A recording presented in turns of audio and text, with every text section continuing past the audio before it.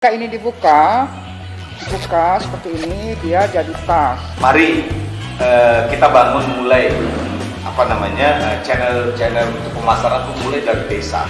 Secara tidak sengaja ini di dalam ruangan ini sudah menciptakan ekosistem. Ada 50 warna kuning, ada 20 yang warna hitam, dan hanya 5 yang warna emas. Produk dan secara branding produknya nanti juga dari narasi dan Selamat datang di Baby Bebas. Bebas bicara, bebas bahasa. Assalamualaikum warahmatullahi wabarakatuh.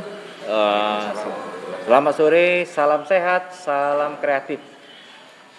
Selamat sore kawan-kawan semua dan pelaku aircraft dimanapun berada, dan juga pelaku-pelaku UMKM yang lainnya. Kami sekarang berada di Rumah Kreatif Tempoa dalam program Baby Bebas, ya. Bebas bahasan, bebas bicara. Itu. Kita menerapkan acara ini dengan protokol yang cukup ketat, ya. Kita pakai masker, kemudian juga satu meja maksimal 4 orang gitu. Kemudian juga kita ada cuci tangan dan fasilitas juga pengukur suhu juga ada. Dalam sore ini kesempatan 9 Juli 2001 pada hari Jumat ini, saya ditemani oleh kondak kami, Bung Mr. Fay atau lengkapnya Bang Herman sebagai pembina UMKM naik kelas. Nah, di samping itu juga kami juga memperkenalkan sebelah kanan saya ini pelaku aircraft namanya Bang Abdi Nur. Di mana kita sore ini akan membicarakan program dan proyeksi usaha ke depan berbasis e-commerce, ya, di masa pandemi ini.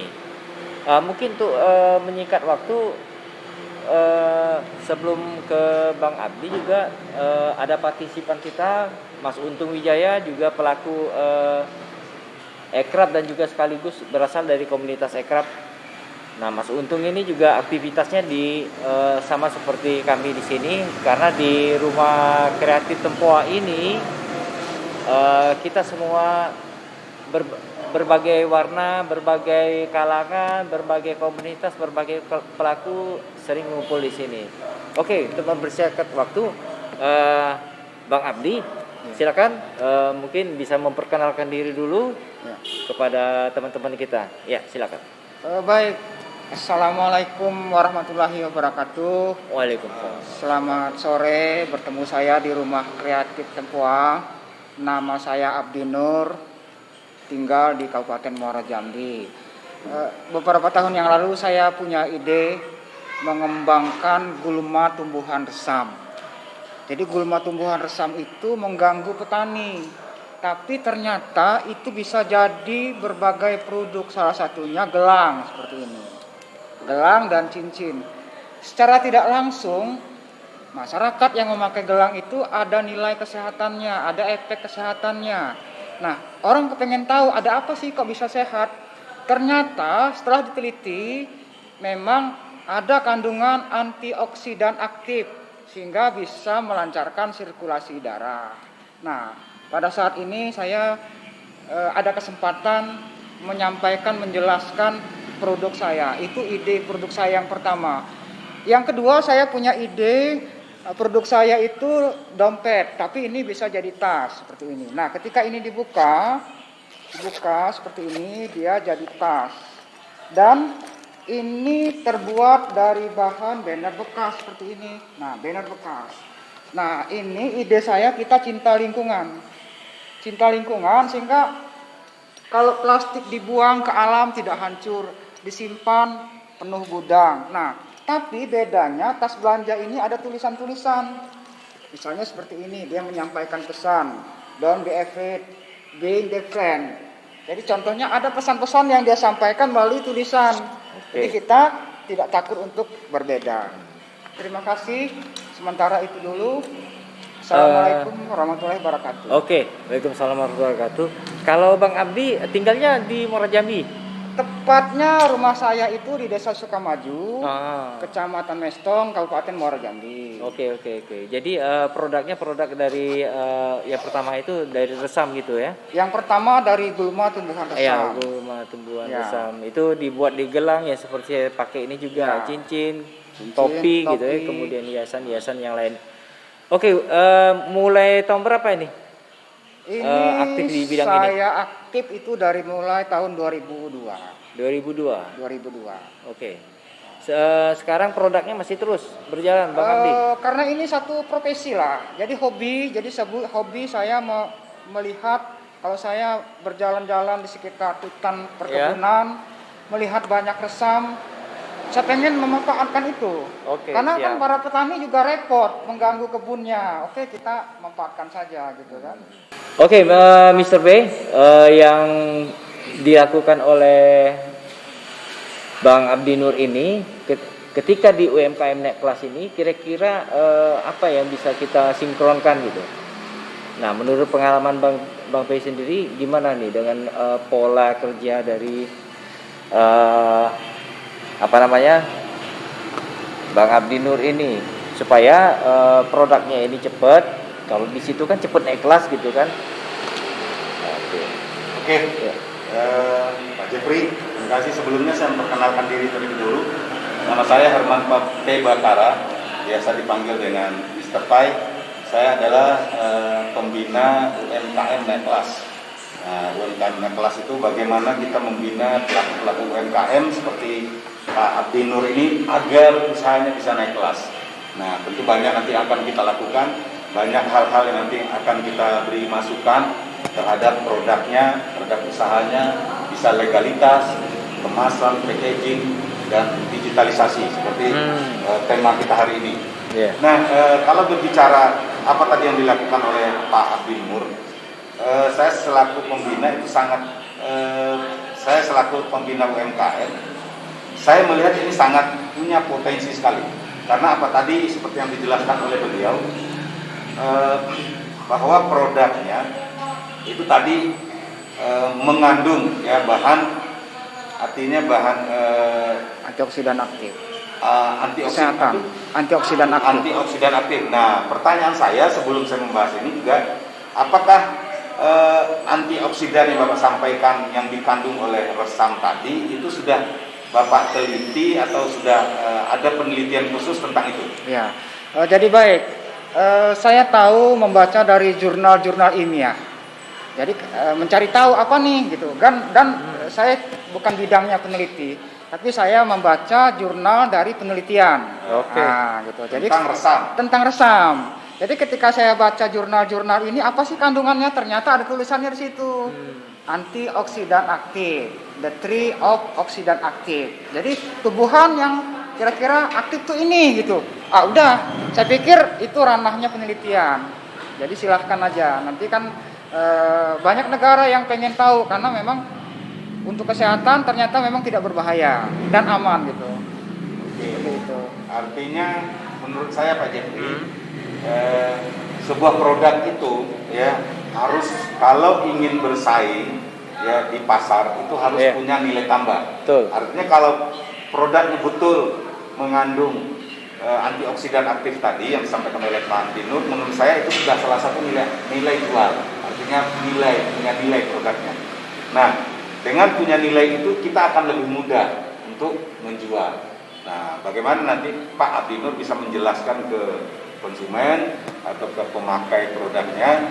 Nah, untuk di UMKM sendiri nanti akan ada Pak pembinaan ya, termasuk nanti di bidang digitalisasi, bagaimana cara mempromosikan produk Bapak.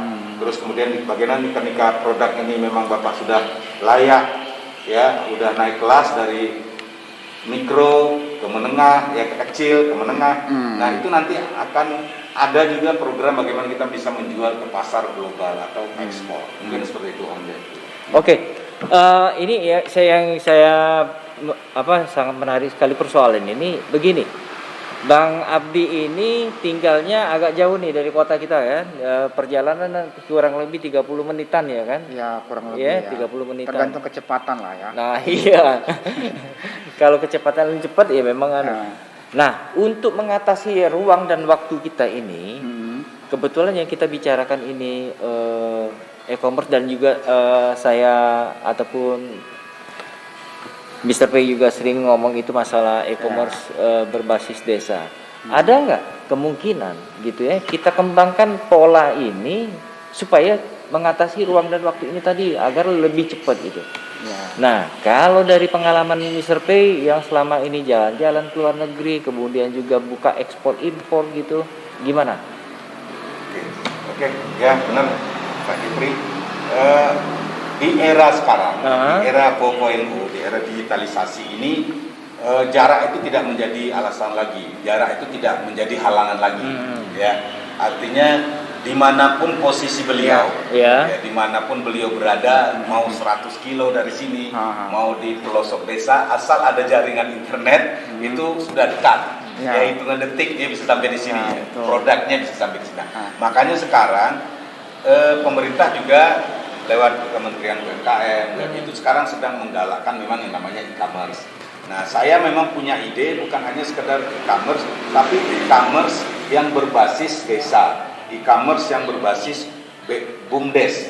Kenapa? Karena BUMDes itulah salah satu motor penggerak, ya, motor penggerak di desa-desa nanti yang akan menjadi, ya, inisiator nanti akan mengedukasi masyarakatnya. Nah, jadi makanya saya berharap sekali saya punya ide bagaimana e-commerce itu aplikasi itu dibangun mulai dari desa.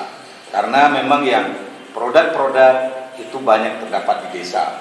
Jadi bukan hanya produk tapi semua yang dihasilkan masyarakat desa itu bisa kita jual atau kita bisa sampaikan di aplikasi tersebut. Jadi pertanian, perdagangan, jual beli jasa dan sebagainya. Oke, sebelumnya saya lanjut ke tos dulu. Ini isi ide kita. Ya. Karena apa? Seperti yang saya ungkapkan juga di berbagai media, e-commerce yang berbasis desa ini selain ekraf, UMKM, pertanian juga kita masuk gitu ya. Cuman persoalannya sekarang Mr. P, ini mesti, kalau dari kami, sudut pandang kami, ini membuka peluang kerja yang kreatif. Ada yang mendokumentasi, transportasinya, kemudian juga ada yang IT-nya, kemudian juga ada memasarkannya melalui perangkat-perangkat digital ataupun perangkat-perangkat IT. Nah, problemnya apakah dari masalah sinyal di sana gimana, Bang Abdi? Kalau sinyal kita harus mencari tempat. Jadi jalan dulu beberapa lokasi, ada tempat yang ada sinyalnya. Karena kan kondisi desa memang seperti itu. Jadi, nah kita datang ke balai desa karena di sana ada wifi, ya kita bisa. Jadi memang kalau untuk membangun berbasis desa, paling tidak mungkin di rumah saya harus ada alat lagi yang harus dipasang di situ. Perlu nggak pakai alat lagi, tambahan alat lagi? Karena nggak ada sinyal. Begini Pak. Kalau misalkan umpamanya ya semacam internet di rumah gitu, atau enggak semacam ya pakai kuota dari HP gitu loh. Sekarang begini Pak Jeffrey, kalau bicara jaringan internet, setahu saya sekarang pemerintah memang sedang membangun desa-desa digital, sedang membangun internet masuk desa. Nah, dengan adanya itu akan, dengan adanya e-commerce yang seperti yang di saya itu, yang berbasis desa itu, otomatis nanti pihak server atau pemerintah pasti akan bekerja sama membangun jaringan-jaringan internet di pedesaan. Dan saya yakin, dan ini sebenarnya hanya butuh satu desa kan satu server misalkan gitu kan ya, karena butuh untuk BUMDesnya saja mungkin yang punya jaringan, sementara masyarakat kan memasarkannya lewat BUMDesnya, nanti BUMDes yang mengupload ke aplikasi misalkan seperti itu. Nah, itu akan lebih efektif. Jadi bukan masyarakatnya langsung, karena SDM di desa kan juga terbatas. Jadi bukan beda dengan aplikasi-aplikasi yang lain yang kita pikirkan selama ini harus mereka sendiri, enggak. Ini lewat BUMDes. Nah, ini maksud saya itu yang ada di pikiran saya. Terus bicara produk Pak, ini tadi produk Pak Abdi Nur, menurut saya ini adalah produk kreatif yang perlu diapresiasi. Kenapa? Karena ini sekaligus punya nilai kearifan lokal. Betul. Ini bisa membangun ekonomi umat, ekonomi masyarakat di pedesaan. Jadi karena setahu saya gulma ini tumbuh semua desa ada di jalannya. Ada. Nah, tinggal bagaimana kita menggerakkan nanti kalau memang sudah ada channel. Jadi kita harus, pemerintah saya yakin sedang menggalakkan juga channel-channel atau aplikasi untuk pemasaran. Kalau kita bicara masyarakat di pedesaan, kita nggak usah lah menganggap masyarakat desa itu orang yang tidak ngerti apa-apa. Saya tahu persis karena saya sering ke desa-desa. Mereka tuh punya banyak produk-produk kreatif sebenarnya, tapi mereka kesulitan dalam memasarkan. Artinya channel pemasaran mereka kesulitan. Nah, dengan adanya kita bangun e-commerce tadi yang berbasis desa, masyarakat itu akan otomatis akan menjadi kreatif sendiri. Jadi ini pesan saya untuk pemerintah. Mari kita bangun mulai channel untuk pemasaran itu mulai dari desa. Jadi kan bukan hanya di kota, ya, supaya masyarakat itu muncul kreativitasnya, baik dalam bidang pertanian, perkebunan, jasa, termasuk perdagangan dan UMKM seperti ini. Oke. Ya, ini menarik sekali. Kebetulan juga kita kedatangan Bang Rahmadi A selaku mentor juga itu ya, selaku juga pelaku ekraf juga di sini dan juga pengelola dari Rumah Kreatif Tempoa. Mungkin nanti akan ya Bang Rahmadi sama Mas Untung mungkin bisa nanti langsung bergabung aja sama kita, termasuk juga Bang Ajir nih selaku pelakunya langsung. Nah, terkait e-commerce tadi Pak Rahmadi, memang kecenderungan kita mengatasi untuk masalah pemasaran.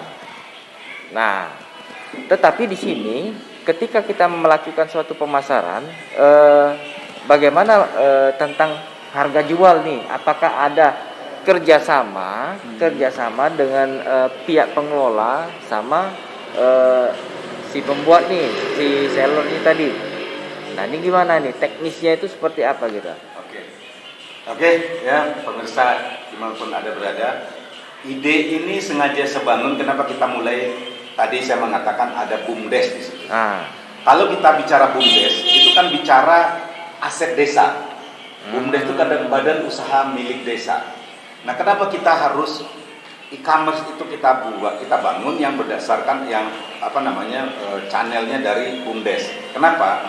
Karena memang hasil nanti ya ada selisih harga nanti dari petani atau dari pelaku atau dari pedagang lewat BUMDes, itu hasilnya kan masuk ke BUMDes, Pak. Ya, ada profit untuk BUMDes. Nah, ketika BUMDes dapat profit, itu artinya profit untuk masyarakat itu lagi. Karena nanti akan dikembalikan lagi ke masyarakat, bisa dalam bentuk pelatihan, bisa dalam bentuk nanti Pak Abdinur nih ternyata banyak produknya diminati oleh konsumen, ternyata beliau kewalahan untuk memproduksi. Nah, dibuatlah diadakan pelatihan, nanti Pak Dinur melatih. Nah, itu biayanya dari BUMDes. Oke. Nah, yang maksud saya masalah ini tadi, berapa persen itu kira-kira itu pengelola, kemudian berapa persen untuk BUMDes? Itu teknis, Pak. Itu teknis artinya tidak ada. Artinya itu teknis saja. Yang penting bagaimana pelaku seperti Pak Abdinur ini biaya produksinya berapa, profitnya berapa. Ya misalkan satu gelang itu diproduksi dengan biaya mungkin sekitar 25.000 misalkan, Pak ya. 25.000. Nah, kemudian mereka jual ke BUMDes 30.000. Nah, BUMDes nanti bisa menjual 32.000 atau 31.000 misalkan seperti itu. Nanti teknisnya, Pak. Ya. Kemarin saya juga berpikir untuk masalah PAD pemerintah ya. Artinya umpamanya dalam harganya itu 10.000, katakan 10.000, kemudian 1.000 untuk pengelola, 1.000-nya lari ke pajak dong. Ya, bisa. Harus lari ke pajak. Tidak apa-apa ya. Kan sebagai orang kreatif harus juga menyumbang pajak. Menyambung dari ini semua, Bang Rahmadi, kira-kira ketika kita bicara e-commerce ini, apakah dari Tempoa juga sudah ada menjelajah untuk masalah e-commerce ini, untuk kira-kira di tempat ini masalah produknya gitu kan, atau pameran-pameran di sini gitu? Baik, terima kasih. Kita semua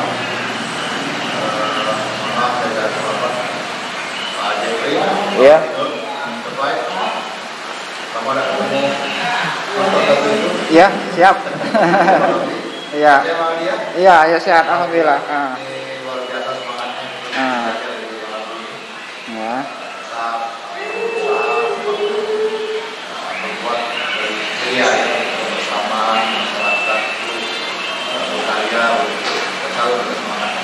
Nah, menanggapi dari pertanyaan dari Pak Jeffrey mengenai masalah sama di rumah kreatif Tempoa ini. Alhamdulillah rumah kreatif Tempoa ini kan dibentuk atas semangat untuk mewadahi hal-hal yang berkaitan dengan kreativitas anak muda. Nama saya ada di Jambi. Saat ini rumah kreatif Tempoa membawahi tempat galeri yang berhubungan dengan budaya, kemudian ada di museum bioskop. Gitu. Nah ini kaitannya dengan e-commerce ada atau tidak? Ada. Pasti ada pada itu. Artinya kita ke depan berharap bahwasanya setelah itu bisa didigitalisasikan, gitu ya. Lalu kita bisa membuat tampilan tersendiri, menu tersendiri, bisa dimasukkan ke sebuah marketplace. Maka orang-orang yang berminat melihat ada apa di Tempoa ini, itu hanya tinggal klik saja dan bisa melakukan atau melihat langsung tawaran-tawaran harga yang ada di situ. Kemudian rekan-rekan yang ada selama ini bekerjasama dengan kita pun, misalnya Pak Timbul besok di sini mungkin mau memajang Karyanya, gitu ya. krianya itu juga ada etalase khusus namanya, mungkin besok di situ Abinor begitu, nah tinggal dia klik begitu, terus ada di sisi marketplace-nya bisa keluar tampilan dan harga dan segala macam. Nah, artinya memang kehidupan atau style hidup, gaya hidup ini yang kaitannya e-commerce sudah tidak bisa dihindari lagi. Sudah semakin hari semakin mendekat dengan kita. Gitu ya. Jadi kita yang harus bisa beradaptasi, kita yang harus bisa. Jadi insya Allah Pak Jeffrey, Pak Bino dan Pak yang berapa di sini, kita pun mengarah ke sana. Sudah ada rencana kita, wacana Pak Bino, bahkan kita sudah membuat satu ruangan di bawah yang memang khusus untuk showroom, untuk memajang, memberi ruang bagi rekan-rekan karya rekan-rekan. Tinggal saja nanti bagaimana menerjemahkannya, mengimplementasikannya ke dalam bentuk digital. Oke. Nah, kebetulan di samping saya juga ada Mas Untung sebagai ketua dari asosiasi di Jambi. Nah, beliau ini juga yang kita sudah berharap bisa dibuat satu event, kita untuk marketplace bersama, pemanjangan bersama, show, pameran bersama. Nah, dan tidak tertutup kemungkinan besok itu masyarakat menikmati pameran selain melihat fisik, dia juga bisa berkunjung di secara elektronik dulu, secara tampilan dulu, dia lihat dulu. Apalagi saat ini kita memang dihimbau untuk menjaga jarak. Iya. Nah, begitu. Jadi mungkin kita mensiasati itu. Iya, agak kagok ini Bang Ramadi geser-geser kursi semua, pakai tali semua ini kita. Jadi nggak bisa lagi kita pindah-pindahin kursi kayak kemarin itu. Karena kita ngomong begitu, di sini sudah terperan juga maksimal 6 orang begitu. Jadi mau tidak mau, ya kita yang harus beradaptasi kebiasaan baru. Iya, adaptasi kebiasaan baru. Mungkin itu sementara Pak ya. Oke, makasih Pak Ramadi. Kembali lagi nih, ini masih dalam konteks pelaku sama komunitas. Kalau dari pandangan Mas Untung nih, Mas Untung Wijaya itu kita kenal dia juga pencipta lagu, pokoknya penggiat dari film, kemudian juga penggiat Gcraft gitu kan, ekonomi kreatif juga, dan juga terakhir ini adalah penggiat dari asosiasi event organizer. Nah,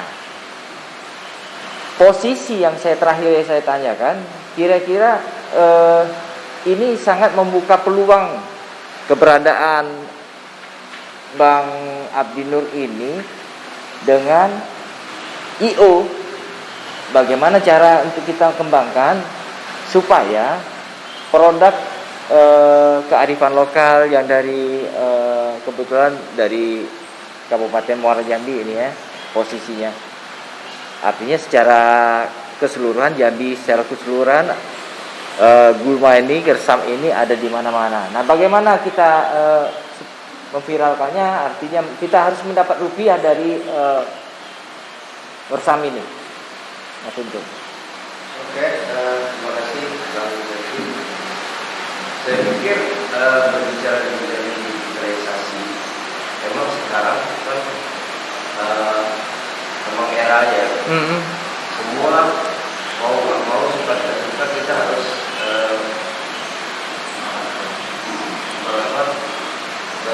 berurusan dengan digitalisasi.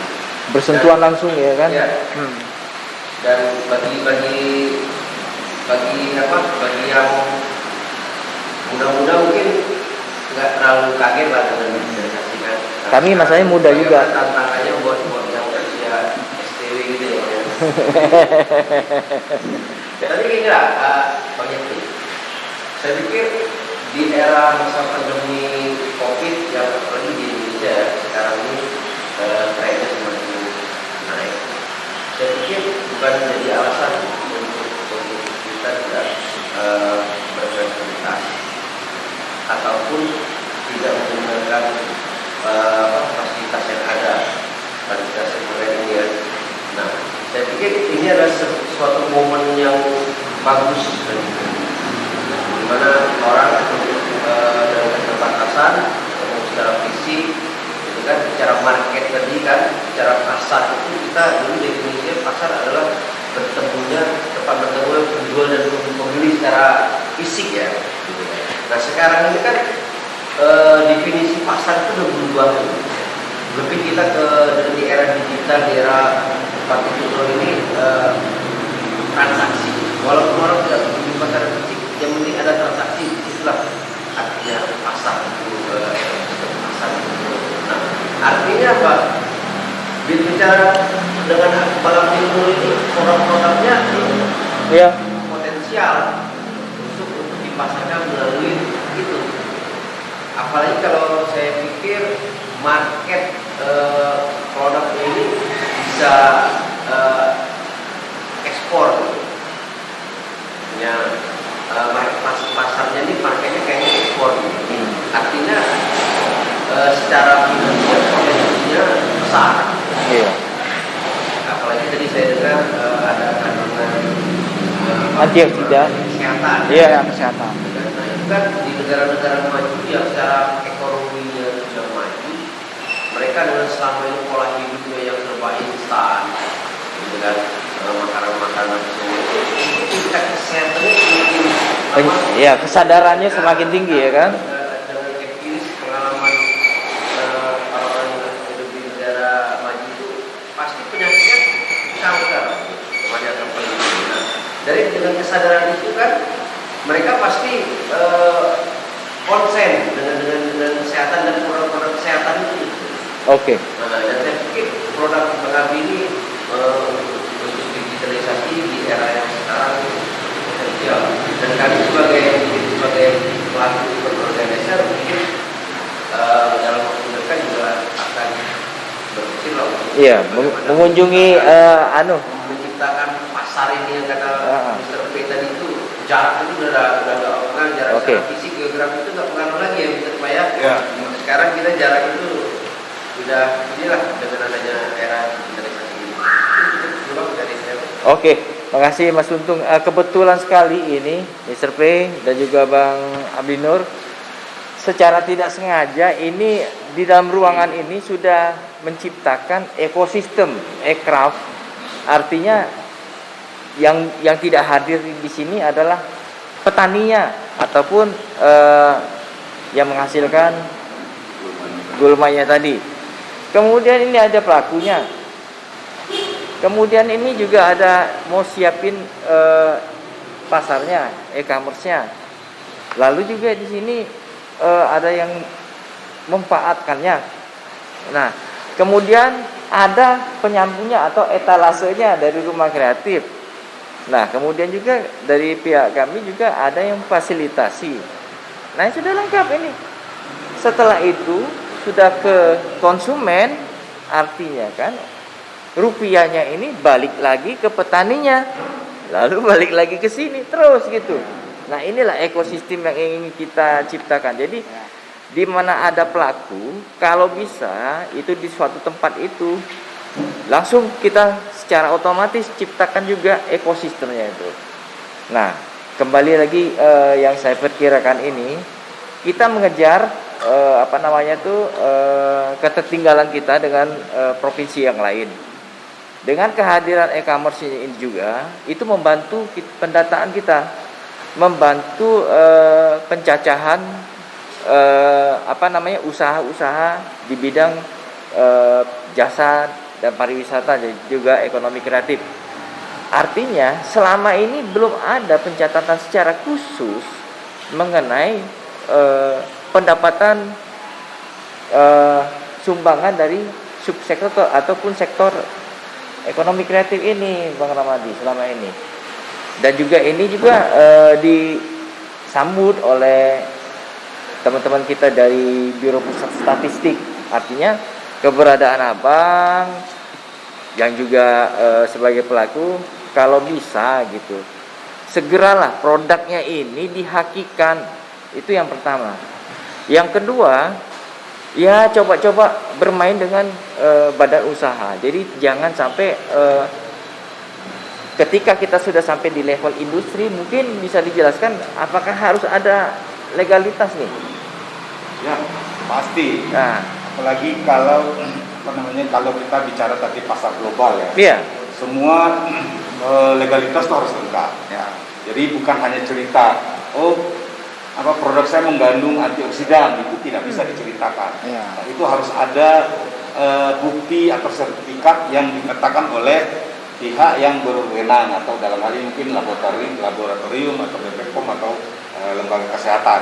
Ya, harus ada itu. Jadi tidak hanya sekedar cerita. Nah, itu makanya tadi saya sampaikan bahwa kenapa saya selaku pembina namanya UMKM naik kelas. Yang itu tujuan kita sampai ke sana, Pak. Jadi UMKM itu ada yang namanya UMKM kan singkatan usaha mikro kecil menengah. Nah, bisa saja baru pemula itu namanya mikro karena belum punya, artinya punya semangat. Hanya punya semangat untuk buka usaha atau membuat produk, tapi belum ada legalitas, ya belum produknya belum dari segi marketingnya belum menjual gitu ya. Nah, inilah tugas kita.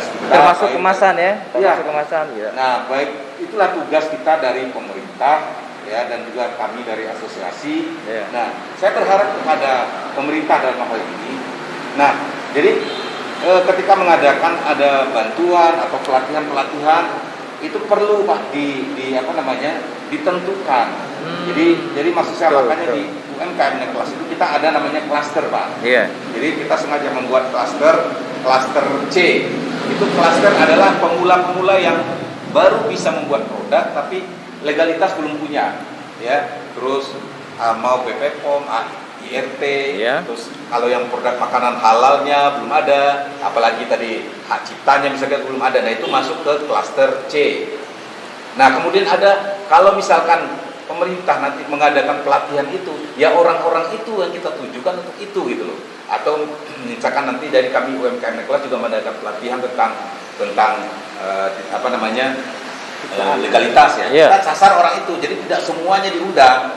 Nah, kemudian nanti di klaster B ini adalah klaster yang mereka sudah sanggup mengurus ini sendiri, sudah punya legalitas IRT atau BPOM, atau produknya sudah mulai menjual, produknya sudah mulai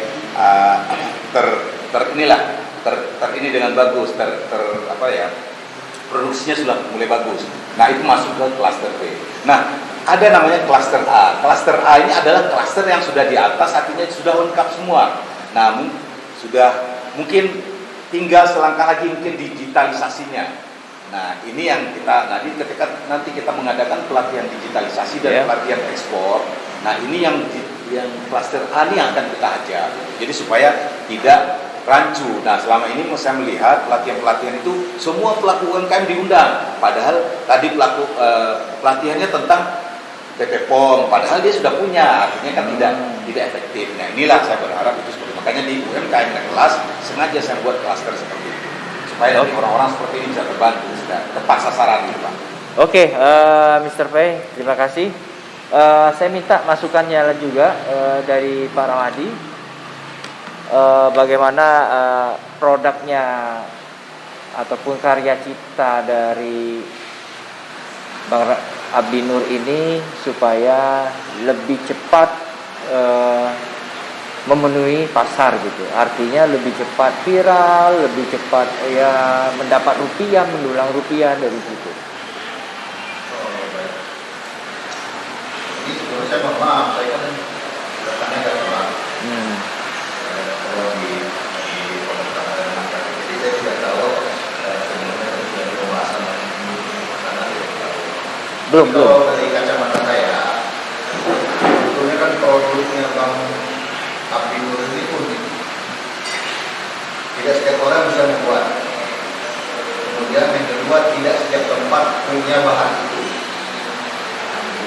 Yang ketiga, tidak setiap orang tahu manfaatnya. Nah, kemudian setiap orang itu kecenderungan ingin yang unik-unik.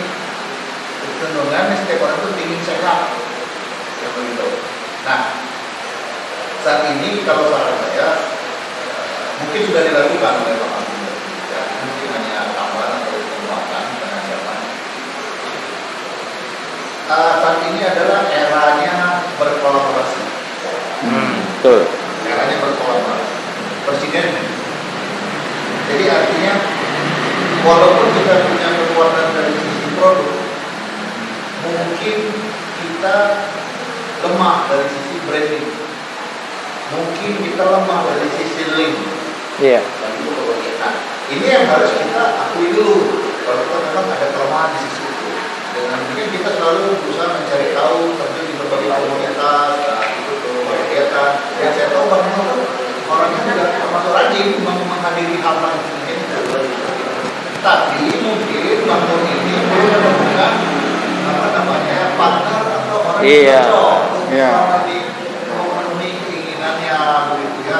Nah, ada yang mau berkolaborasi, tapi mungkin kalau bahasa Jawa itu diotula yang nanti mau begitu ya. Nah ini memang resiko dalam berbisnis. Ini adalah risiko. Memang kita tuh artinya selalu bakal menemui hal macam itu tapi yang kita bahwasanya salah satu yang kita bahas adalah kepada anak-anak. Bahwasanya ada yang namanya teori kaleng-kelereng. Nah, apa tuh? Nah, gitu.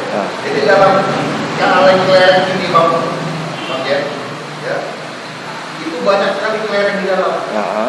Ada kelereng warna-warni yang umum, ada kelereng biru, ada yang merah, ada yang hitam, ada yang emas. Yang paling banyak itu yang umum, yang warna-warni segala macam.